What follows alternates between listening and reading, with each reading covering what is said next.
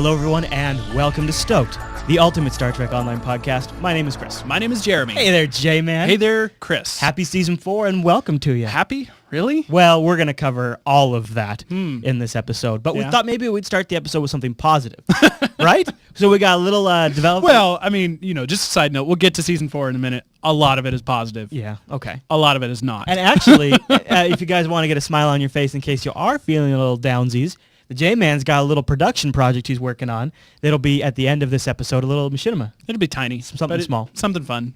Yeah. Before we get into And it's KDF content. That's always a good thing. Right. Now, before we get into all of the Season 4 stuff, should we talk a little bit about the design of the next Enterprise? Well, I enjoyed it. It was a good read. If you haven't seen it yet, go over to the links in our show notes and grab a link to this. It talks about more about how they had to select the winner and some of the behind-the-scenes thought processes that went into choosing this design by Adam Ely. Is that how you say it? And some of the things that they're taking into consideration now. And multiple views of this new awesome. That's the goods. This is the goods. We got to look now at the latest renditions of the F, and it's definitely starting to see a lot. I've seen a lot of people say it looks like a Sovereign. Mm-hmm. I see, from the hero shot they have at first, I see sort of the Intrepid Voyager class ship. Yeah. But then when you look at it from above, I start to definitely see some Sovereign influence. My first reaction is I'm not huge on the nacelles. On the pylons. I'm sorry, the pylons. That is the point of it, yeah. I agree. I completely agree. Especially, actually, go back up to the hero shot, because from this specific point of view... They look too thin. And kind of wimpy. They're not like, I'm a pylon. They're just like, I'm kind of holding something. Kind of limp-wristed. Yeah, I mean, they don't look so bad on the above, but they still, I think, are kind of offensive. I don't know. And but that's just my only gripe, because really the other thing that I'm really, really liking about the design that I hadn't gotten to see on the previous designs is the butt. Yeah. The butt of this thing is really looking good. You really like yourself the butt. Dude, you got to have defined shuttle bays. If you have prominent shuttle bays, then in my mind, it goes so far to the credibility of this actually being a functional ship that has purposes and things to do. And I think we're seeing two shuttle bays here, sort of reminiscent of the Galaxy in the back there. But the other thing I really like is what they've done here with the impulse engines. They seem really like new submarine, like you have old subs with those big, huge propellers on the back, and then they've sort of over the years, when they've gone more stealth, have sort of almost kind of taken this sort of a design look where they're sort of concaved and built in like that. And I know you love submarines, and that's one of the reasons that you've always liked Star Trek, is because it has kind of a submarine-y feel to it. Subs in space. One of the things Al talked about in that Designing the Next Enterprise blog post was how important a good prominent primary hull is to an Enterprise. And I absolutely agree. That's what I love about... They've also talked about the evolution of General Federation starship design over the years, and the fact that I'm looking at that ship from the front, it makes sense that it looks more Intrepid-y, because that's one of the most recent designs that we saw in Star Trek canon. One other thing I wanted to point out before we move on from this shot is while it does have a very Intrepid look, this triangular base underneath it is very, very Sovereign, as are these quantum torpedo ports, or torpedo ports, very, very Sovereign. Yeah. Right? That was one of the first things we see, because you think about back to First Contact, when you see the Sovereign, you first see it in a hero swooping shot with the nebula in the background. But one of the next few shots you see it is attacking a Borg vessel and firing from those things. One of the very prominent things about the Sovereign, and that's right there and up front.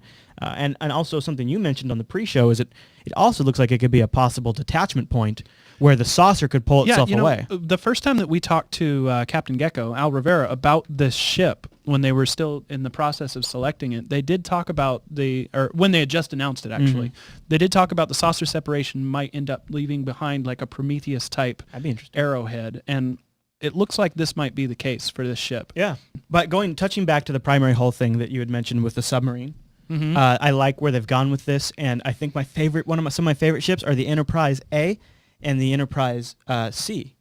I love those nice... It's funny you identify so much with the C when it's only appeared in their one show. But I see it, and I really like that submarine kind of base to it. Yeah. I like that. I don't know. Something about it. So I've gone from kind of lukewarm about this ship to really warming up to it now. I think a lot of people have. And I'm curious to see, and I also saw some people in the forum like, I'd love to have a custom bridge set for this. And I was like, oh, that would be really nice. But you never know what we're going to see, right? Keep in mind, this is the Enterprise. So there's something going to happen when this finally gets out. I'm looking forward to seeing, we'll probably have more dev diaries telling us more about, maybe even giving us some hints about the story that will probably come out at the same time. That is the really exciting point that I'm looking for. And they've also talked a little bit in there about what type of ship it's going to be and some of the logic behind not going as a big carrier. Right. Yeah. So interesting reading. You can find links to that in the show notes. Yeah. Now, what do you say we jump into the Season 4 stuff? Let's do it. Both feet in. Now, so Season 4 is launched and tensions are a bit high out there. Yeah. Mainly, I would say up front and center in the group of the mob is probably the Foundry authors. Foundry missions took the biggest hit with Season 4. They pretty much got boned. Yeah. Like 90% of Foundry missions were because of the processes used in their auto republish. Yeah, and They're the just dialogue they were boxes not up completable. And then, of course, some Foundry authors responded by immediately pulling their missions, and then, of course, some Cryptic developers responded by saying, well, why did you go and do that? That doesn't help us very much. Right. And so there was kind of some immediate tension that built up there, and I think now there's some harboring resentment from the Foundry community. And I'd like to point out that I've gone on record previously as saying that I feel that the Foundry is STO.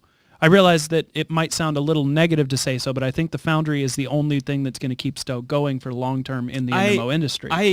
So I would screw it up temper that with if they keep if they roll out featured episodes again. Then yeah, that's true. Yeah, but in these content, It's just been so on the back of my mind now because Right. it's been so long without. But with these content lulls, yeah, totally. It's all about the Foundry, and we've seen that. And now, but I would point out that to the scope of what you're saying, in the respect, it's also that scope in terms of a technical challenge. And this is the first season update we've gotten since something like this was. I mean, it came as part of post Season 3, Right.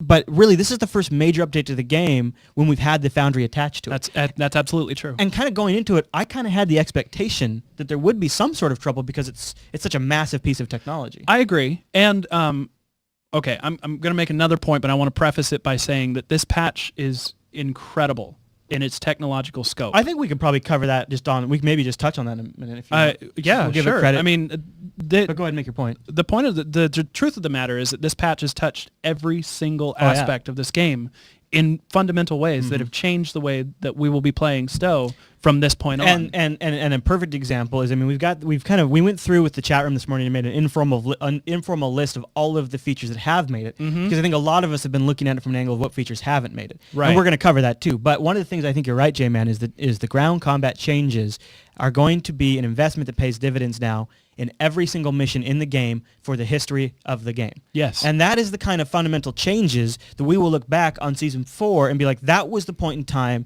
when ground combat changed. And to a degree that we're already seeing a response to that from former players like our old co-host Brian, who when he saw a video of that new ground combat, he said, oh, that looks fun. I might pick this back up again. Yeah. I'm going down to California. When I get back, I might come home and grab STO because that looks like the kind of ground combat I wanted. Yeah. Now, don't get your hopes up, though, guys, because it's still just he is a very busy guy. Yeah.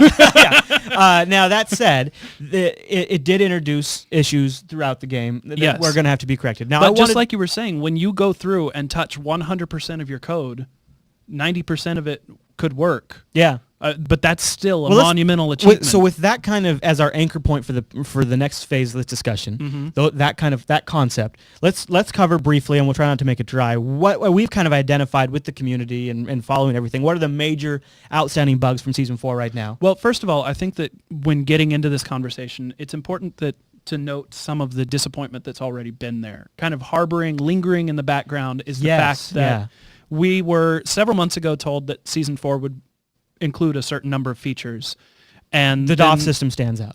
Starfleet and Academy the new tutorials, and the new Klingon Academy, right? And all of this stuff was supposed to be a part of Season 4 once upon a time. As the months went by and we got closer and closer to launch, certain features started to creep out of the patch. Certain things that we thought we were going to see, and sadly enough, all content related.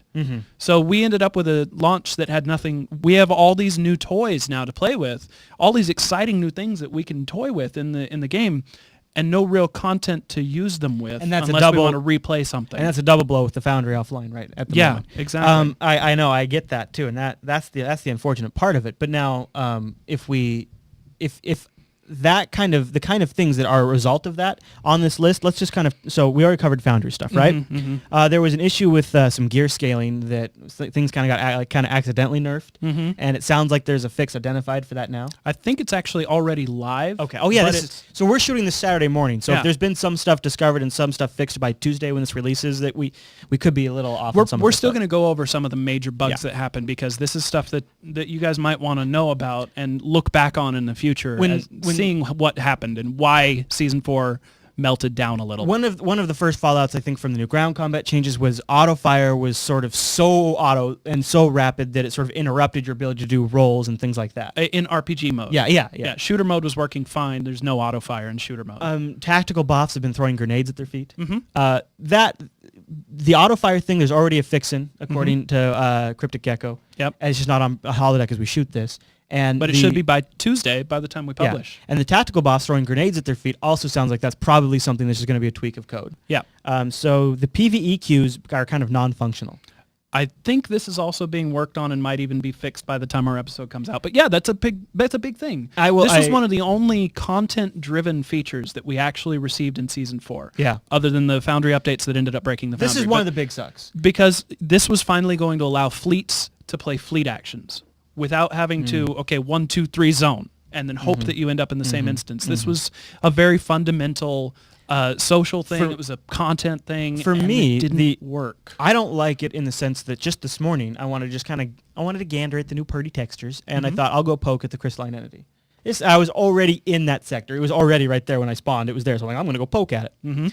I fly up to it, and my only option now is to join a PvE queue. And of course, nobody joined me in that queue. So after about 10 minutes, I felt like there wasn't a good mechanism to provide me feedback to let me know am I looking at a 30-minute wait or am I looking at a 5-minute wait? I didn't even know if there's like another person in there or what. So I'm not positive I'm going to be too happy with the PvE queues. I'm willing to put and a lot of people aren't. There's actually some people up in arms about the fact that they want to be able to go poke at Starbase 24 on a whim when they want to try out their new ships, stuff like that.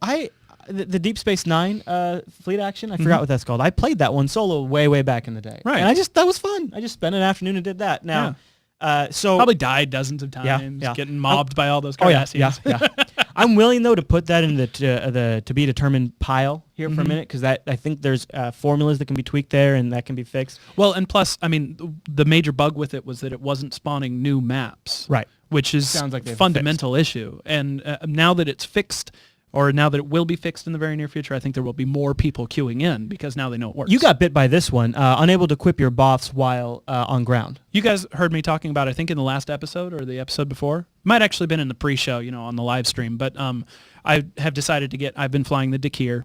I've decided to go back to the Intrepid. So I logged in last night with the new patch and switched over to the new ship and found myself completely unable to assign my bridge officers from Earth Space Stock. And then because I had been switching around with the UI, I continued to have issues, buggy, glitchy, random issues when I went to space and tried to do it as well. Now, that is 1, 2, 3, 4, 5, 6, or 7 things that we've identified on this list. You can count. And I would say out of those 7 things, 2 of them are going to require more than about 2 or 3 days to fix, I would guess. That would be the Foundry dialogue issue and the PvEQ issue. Yes. Everything else out of the 5 other items on that bug list have either been marked as already fixed or sound like they're just a small tweak to fix. Yeah. So when I look at the scope of change in Season 4, when I look at the fact that ground combat is faster, the ground combat is now literally as fast as a game client and a server can communicate over the internet, from what we were told, and on a technical level. That is incredible. That is a fundamental change that will pay dividends in the rest of the game forever and affects every single mission in the game. And just like we've mentioned a couple times now on this show, that to a certain extent makes all of those missions feel new. And when you combine the fact of a new shooter mode that will draw in old players and will appeal to some people, I don't know about me personally. I'm more of an RPG style guy. That's kind of why I play an MMO. But these changes to the UI responsiveness and the kit powers and everything like that, they impact RPG mode as well. Yeah. I mean, I actually tried it out for a little bit last night after I got my ship straightened out. It's a lot more fun in RPG mode even. Yeah. I don't have to go to shooter mode to try it out. Now, on the pre-show, so I guess what I would say is, when I went through that list with folks on the pre-show, I sort of identified 20 other new items that have been added to the 20 total new features in Season 4 that the chat room as an overall majority felt were really awesome. And some of them are, in a sense, they're just polished, like improved sound effects on the ground, improved weapon effects, new ship UI, which is awesome, the new ship selector. But they're not things that are going to pay like super long-term dividends like ground combat will. The new loading screens, that's another good example of something that's kind of, you see it all the time, though. Or what about like the new 3-level BOF bar, which I love. I love that BOF bar, but it is essentially kind of a UI tweak. But again, or Vivox, which I'm kind of in the to be determined column, but it sounds like the chat room's pretty strong on. I think that's because we're in a fleet that already makes heavy use of an outside client. We don't need it so much. TeamSpeak, yeah. Or, the new Gorn, the new Kronos.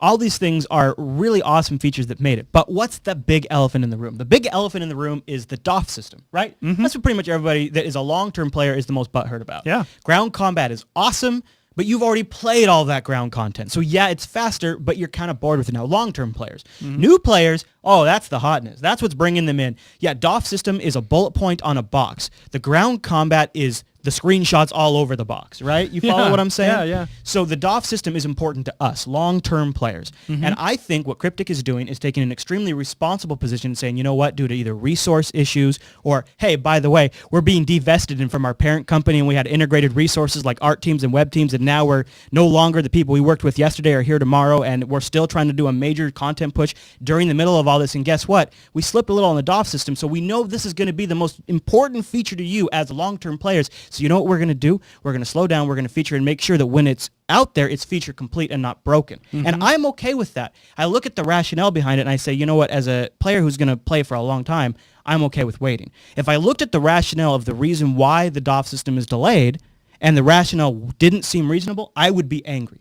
Right. But the rationale seems like there's a lot of respectable reasons. I'm going to take that point that you just made, which I agree with, and turn it around on you, though. All right. Because all of these bugs that we mentioned earlier were not present on Tribble. Yeah. There's or were not found on Tribble. The bug thing is just like, I'm not...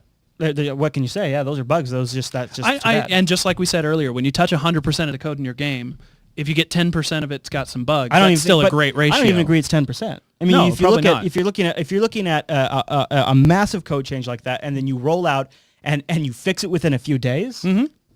Yeah, no, I agree. I think the butthurtedness is a term that we've come to love on today's show is caused by the fact that this season 4 launch, it hit its launch window. So good job on that. Yeah. But so much of it was either unplayable or broken, or it was a step back in the case of Foundry authors and Foundry content. And the Foundry authors, those are their babies. So I can totally see why those Foundry authors are the most hurt. And I'm kind of there with them. I can totally... And to a certain extent, Foundry authors are some of the most passionate people about STOked. Well, and think of the time they invest in that. Yeah, absolutely. But it sounds like, it sounds like they're going to be able to fix that. Really, it struck me like if something were to happen that would just corrupt missions across the board, there would be a lot of confidence. I think a lot of people would really question if they wanted to come back and invest like that again. Yeah. So I think that's something to definitely keep in mind with backups and things like that, is make sure that the community doesn't lose confidence in that feature. And some of those missions that we've previously covered on the show, Spirits of Ramak Nor in particular, the author, if they have to rebuild that from scratch, he's already basically hinted he will not. Yeah. But which means that mission could be gone forever. It sounds like part of the delay is once they identify the fix, there's this massive sort of back-end database rendering process that has to happen before it can be published again. Right. So there's just, because of the nature of the beast, going to be some built-in delay before it's live again, even once the fix is there. So that's just something people are going to have to keep in mind, and that's unfortunate. As of the filming of this episode, though, I got to say I'm extremely nervous because we haven't been actually told if they're going to be able to restore the missions, just that they're trying. Oh, I kind of got the impression from the forum that they were working on it. Well, they're working on it. Okay. But there's no guarantee that that the methods that they're going I'll try to keep an eye out, because I know we have a few folks from Cryptic in the chat room. Yeah. So maybe they can clarify. So I'm totally on board with the Foundry authors in that regard. But keeping in mind the rest of the impact, the fact that most of this seems like these things are going to be fixed relatively quickly, and the fact that these changes will pay dividends, and the fact that the rationale behind the delay for the DOF system seems completely acceptable, unfortunate, but acceptable, I don't quite buy the level of rage with the level of the issues. Yeah. I think the rage is louder than what's actually called for when you look at the overall impact. I agree. I would like to point out just a few reasons that I think that it's kind of all snowballed to this point, though. We had a content drought. So people are bored. And then you couple that with the fact that we got a major season announcement and release with no new content. Right. Yep. So that kind of like snowballed on top of itself. And then during that content drought, we also suffered feature creep, and that season release lost some of the only features that would have contained content. So I think that it's kind of, I agree. I think that this patch was phenomenal, and I think that the people raging over it should take a step back and examine what they actually got versus what they were expecting. J-Man, it's like I always say, I said I wasn't going to say it, but I got to get it off my chest. It's like the people that hate Star Trek 3, The Search of Spock, but you know what you did get out of it? You got A, well, the Oberth, but B, yay! You got Earth Space Dock, and C, you got the Klingon's Bird of Prey. You got the Genesis system. And you got tons of stuff. Star Trek 3. Even sometimes when you're immediately a bit underwhelmed, the overall dividends are really what fundamentally change the reality. We were discussing this on the live stream before, and actually that's why he said he wasn't going to bring it up, because I told him not to. But Star Trek 3 is my least favorite Star Trek movie. Yeah. But it established so much Star Trek canon, and it kind of started that little story arc, and it was part of a trilogy, really, when you think about it, 2, 3, and 4. You couldn't really have the overall Star Trek canon of the original series movies without Plus, you Star get to Trek see 3. Spock getting busy with, what's her face? Saavik for a little bit. Anyways, us. she got Pregos from that. That So just you didn't make say. it in. Yeah. She got Pregos, and the reason why she was left behind... Is that in the comics or something? I don't remember where I heard this, but she got left behind on the Vulcan from Memory planet. Gamma, isn't it? No. She got left behind because she was Prego. I swear to God. I guess when you're Prego, you're not supposed to slingshot around the sun. We have a list of sort of the 20 features that we identified, like, small things like... I guess it's not so small, but switching shuttles in from the interior and things like that. New fonts. Yeah, those we made a list in the show notes. We'd like to hear your guys' thoughts. Leave us a comment wherever you're watching this, or email us at STOked@JupiterBroadcasting.com. Let us know your thoughts. But again, I want to give overall. I'm happy. I will be the happiest when I get my hands on the DOF system, Absolutely. and I'm totally willing to wait until it's fully baked. Yeah, totally. And that's kind of the point I was trying to make earlier, is I would have rather seen Season 4 next week. Even if we were delayed at the last minute because they noticed this Foundry bug or something else, or, this list of 7 little bugs that we brought up earlier, some of them were actually like preventing people from doing anything with the game. The intermittent connection issues. And I want to mention real quick, if you're running X-Fire to launch STO, that's the reason you can't play. Shut off X-Fire. I guess it's completely incompatible at the moment. Wait till X-Fire does an update. Yeah. But still, I mean, if they would have noticed some of these major bugs and said Season 4 will be out on Tuesday or something like that. Yeah. I would say this. That. The change I would make, and this is probably the critique, and this is probably the result of just being so busy, but communication, while there have been responses and replies in the forum, some of them probably have not been the tone they should be. That's so true. Sort of harboring some extra hostilities. Well, like we mentioned the Foundry issue, and the devs basically came out and said that was the wrong move to make, guys, even though it seemed like the perfect sense at the time to the Foundry authors. And B, I think if you look at it from the aspect that a lot of people are willing to sort of analyze rationale, and then they can choose on that point whether they want to accept it, and then when they do accept it, they're a lot cooler about it. I think if you help them come to that rationale easier by, instead of just saying, instead of responding in some way, you could respond with a reason, or if you want it, and I realize it's Saturday and you just worked your asses off, but you could also just email us and say, guys, we'd like to reach probably the largest base of STO players we can outside of our own communication channels. Can we come on your show and just explain to them what's happening? And that's fine too. We're always up for doing those kinds of things. But I would like to mention that they're in the chat room Al right and now. Thomas and I think Gozer stopped by. And earlier. I think Stahl stopped by earlier too. Yeah. So I mean, they're awesome, and they're telling people what's up, and they're taking the heat. But I want to say maybe just you can always over communicate. Yeah. Even if it's a quick blog post, or this leads right into our next segment, but a quick Twitter update saying what you're up to. Yeah. Should we get into tweet leaks? That was nice. Thank you, sir. Almost musical. Yeah. So not much in the. I was tweet not leaks. expecting that from you. Yeah. I busted it out. Not much in the tweet leaks segment this week, but we do got a little something. Yeah. Well, mostly all from Gozer. Now, All first right. of all, I do want to mention last week, I think it was, we talked about. I can't Gozer believe I having did his own- that on the show. I'm sorry. I apologize, everybody. Gozer has his own show now on Risa Radio. Yep. I do want to clarify, he asked me to clarify this actually, that it's not a cryptic sanctioned project. All right, yeah. So this is not going to be like one of their official lines of communication. This is just Gozer in his off time having fun with Star Trek Online, which, by the way, A+ for effort right there. Yeah. I would love to see other devs, doing blog posts and stuff. Like Thomas has his own blog where he puts stuff up. Love It's the passion, great stuff. right? Yeah, absolutely. Yeah. Although, you have to keep at, of course, they all are probably working their butts off so much. That they Totally. I bet some of them, when they go home, the last thing they want to do is get on the computer. Some of them, I'm sure. I know sometimes it feels like that. So we've But also... anyway, yeah, Gozer added a bunch of updates on the stuff that he's doing for the STFs. What do you think of these? At first, I was really skeptical because it sounded scary.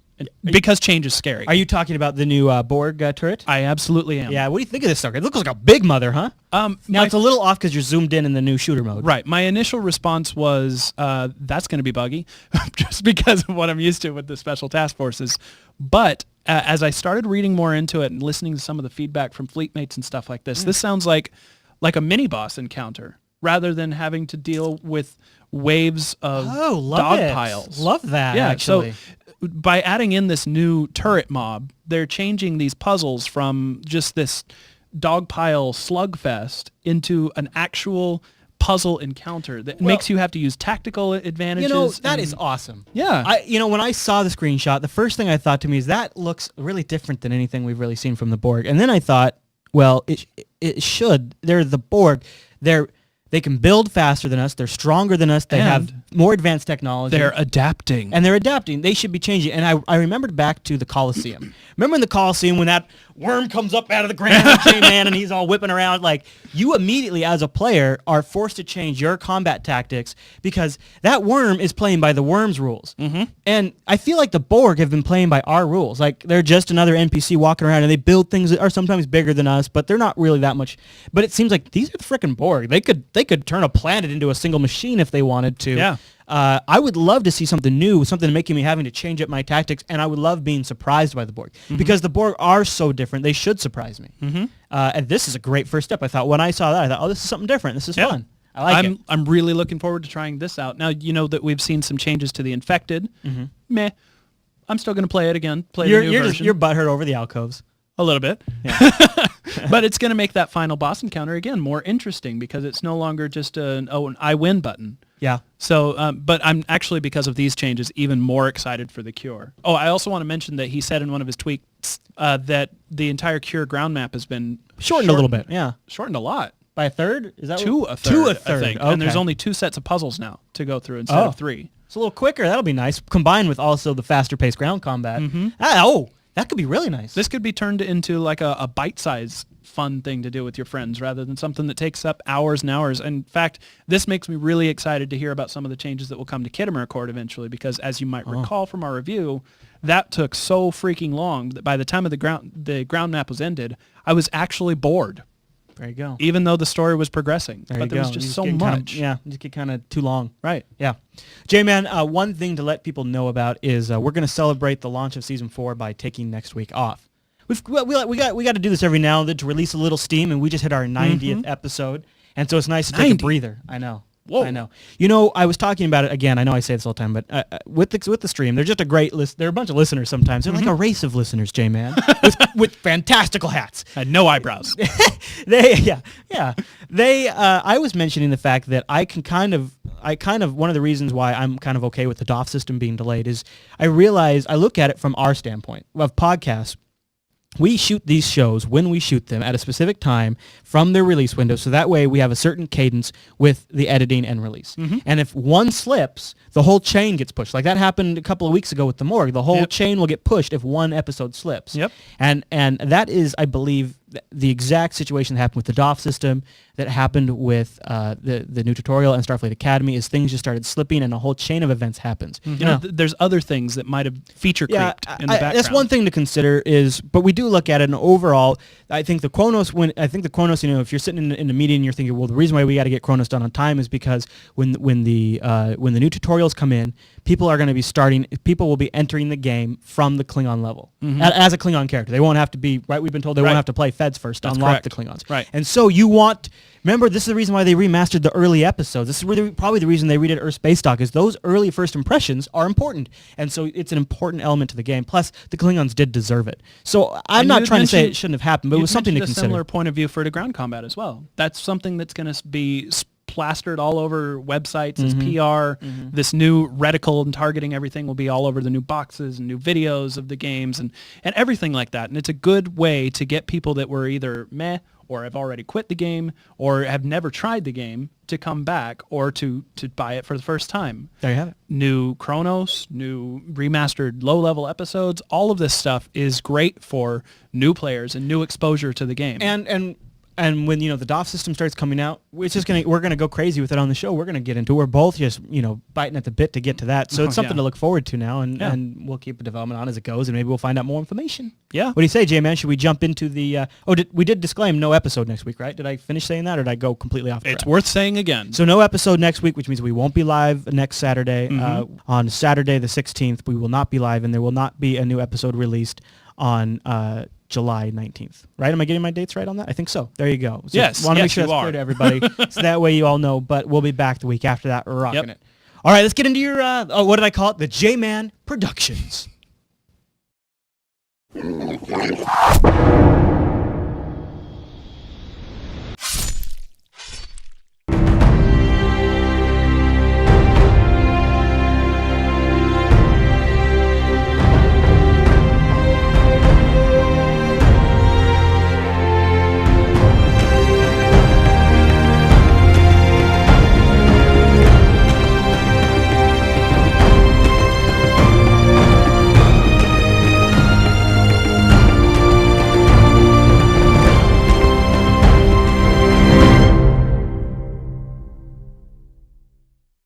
Little birdies flown by Klingons, little birdies made of ticky-tacky, little birdies blow up easy, little birdies all the same.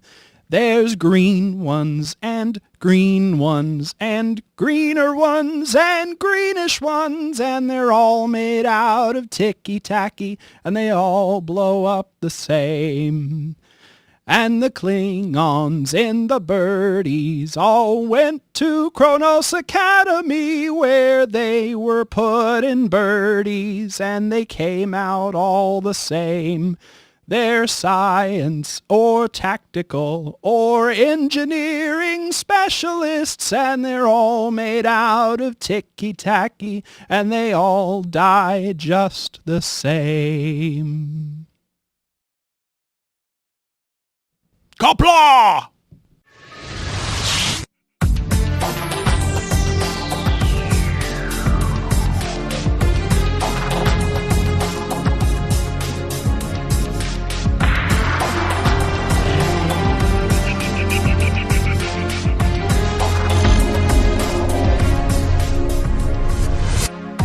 In 3. In 2. Should I be paying attention? You probably should look at the camera and start the show. All right, here we go. For reals. Opening subspace communications in 3. In 2.